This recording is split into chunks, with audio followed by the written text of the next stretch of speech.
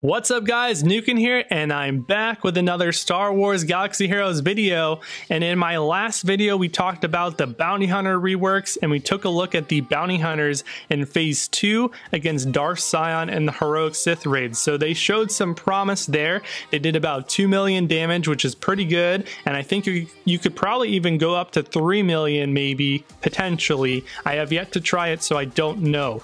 I wanted to see if the bounty hunter reworks, which are now live, could do, if the bounty hunters Boba Fett, IG-88, Dengar, and Greedo, if they could do anything remarkable in phase 1 against Darth Nihilus. We don't have Bosk quite yet, but I was able to kind of test them without Bosk, and they did pretty good. So that means when Bosk comes, they'll do even better.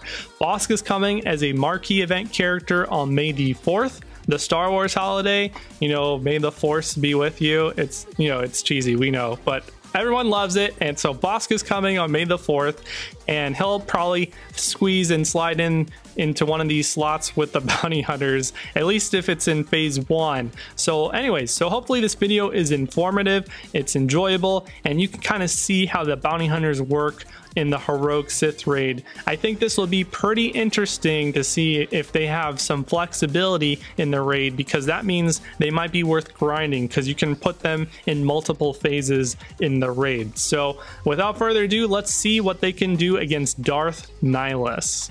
Before we get started, I want to do a very quick shout out to this guild here in particular, First Galactic Empire.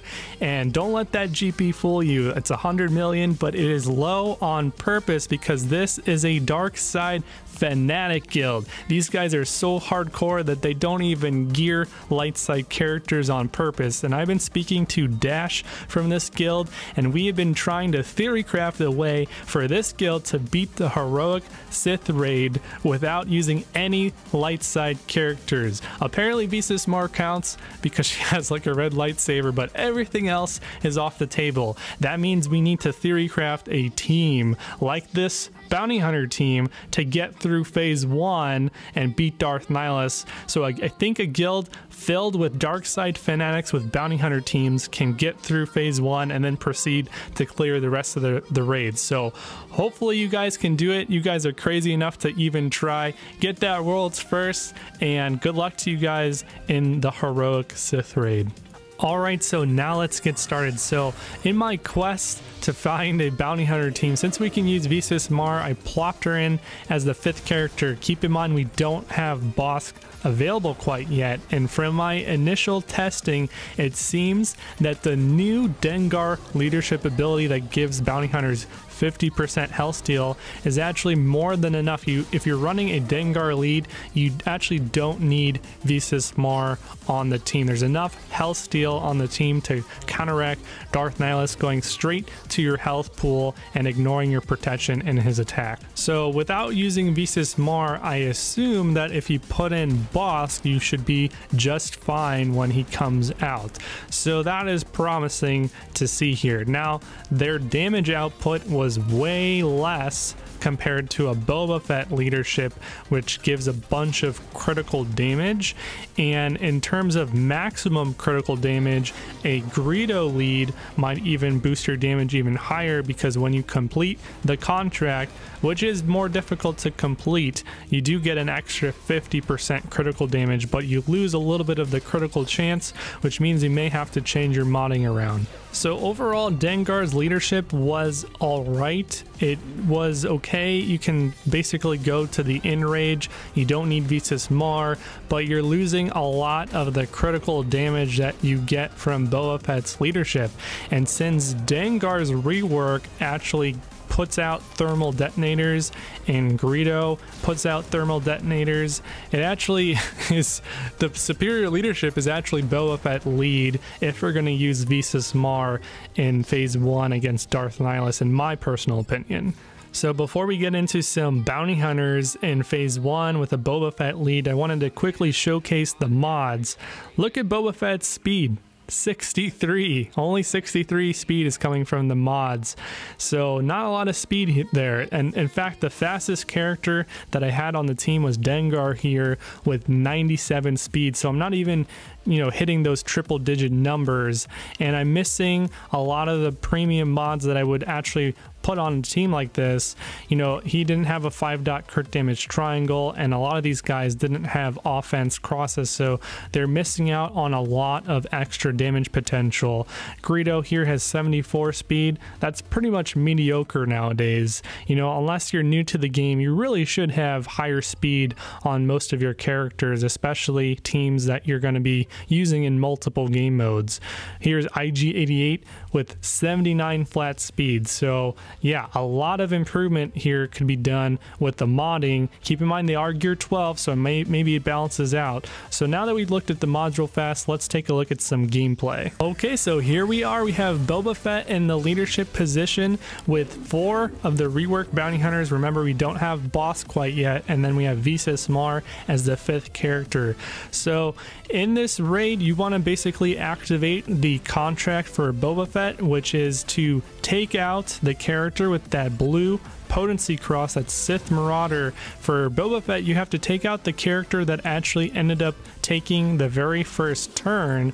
And if he didn't post a 0 in the Sith raid, then that ends up being the Sith Marauder. So I guess that'll be consistent every time if you don't post a 0. So we want to take out the Sith Marauder here, and that will activate the contract reward for Boba Fett, which is actually not even that strong. I think it gives bounty hunter allies plus 25% tenacity, but what it does do is for every bounty hunter that has a payout ability, and that's all the bounty hunters that were reworked, the only bounty hunters that don't have a payout ability yet, but they will in the future, are Cad Bane and Zam Wessel.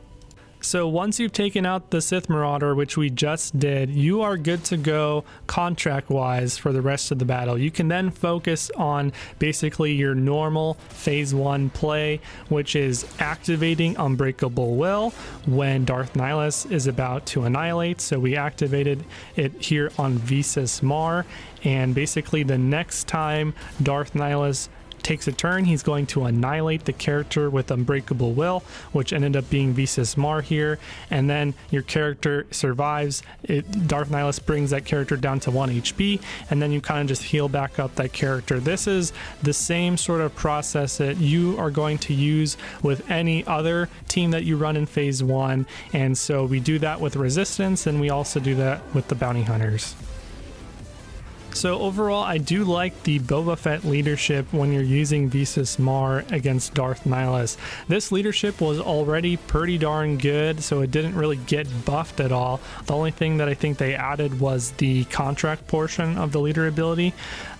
Basically, this leadership is good for any type of ally, but, you know, since we're running bounty hunters, it has some specific portions that I do like. So on top of the critical damage and critical chance, which is always good, critical synergies are good, you get 15 speed on your bounty hunter allies every time there is an enemy that has debuffs on them. So Darth Nihilus will be reviving the Sith Marauder and the Sith Assassin quite often, and so it's pretty easy to land debuffs on those characters, and you can sometimes land debuffs on Darth Nihilus himself, so you're getting a bunch of flat speed in that case. And then every time that you land thermal detonators, your bounty hunter allies are going to get 15% turn meter, I believe, every time one of those detonators explodes.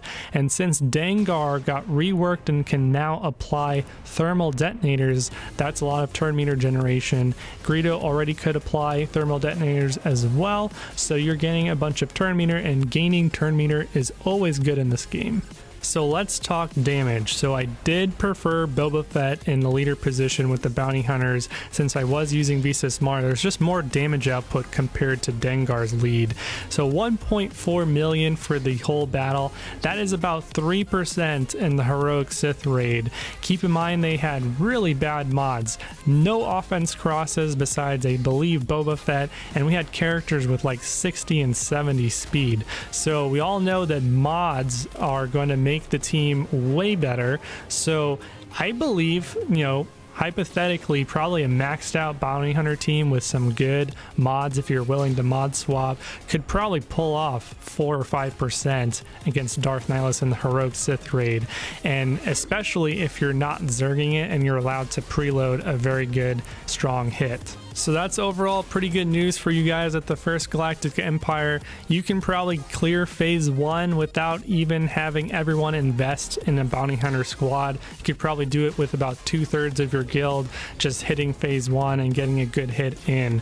So you guys might be the first guild to beat the heroic Sith raid with only dark side, you know, with the asterisk of Visas Mar, I suppose. It'll be interesting to see how Bosk, you know, fits into a bounty hunter team here. And if you're going to use bounty hunters in phase 1, I'm not sure which character you would take out, so that'll be interesting to see.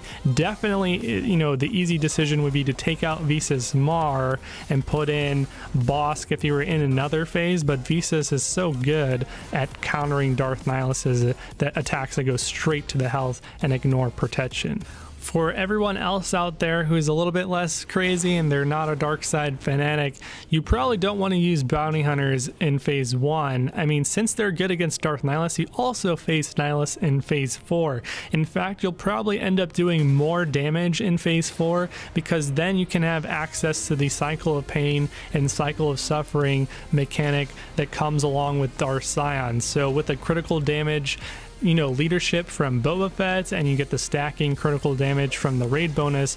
With Cycle of Pain and Cycle of Suffering, you can hit some really big numbers with bounty hunters in the raid, so they'll actually probably do even better in phase 4 instead of phase 1. So that wraps it up. Let me know in the comments below what you guys think, and I'll see you guys in the next video. Cheers.